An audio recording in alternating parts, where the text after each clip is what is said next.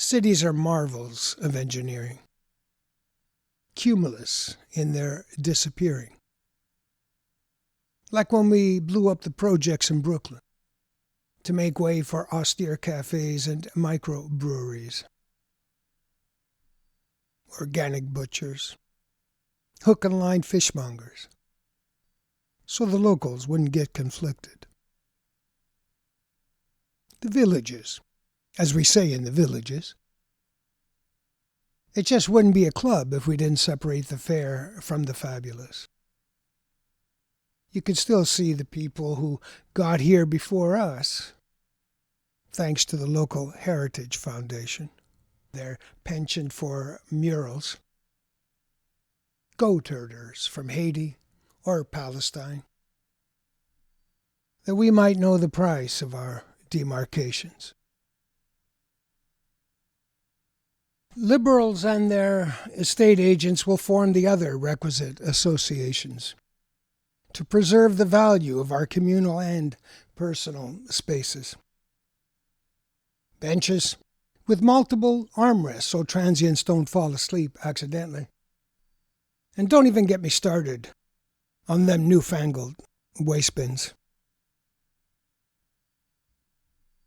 One can't help but admire the marvel that is a racialized plan, that bastion of conformity.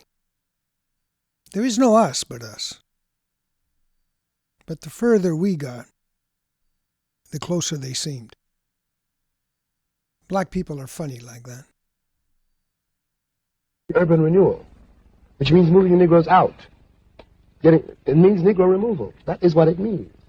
And the federal government is an accomplice to this fact.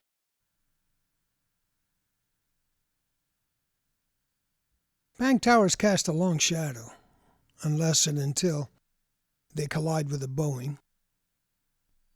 In Manhattan, the highest skyscraper is the one they're still building. So the executive in the corner office will still have a clear view of the East River. Those towers are the solution. More figment than actual for the people they pummel.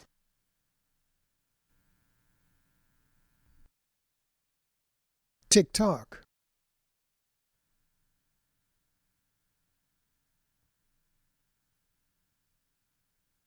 Still, a level of ambiguity is warranted when dipping into Aunt Millie's rainy day fund to cover the shortfall in corporate.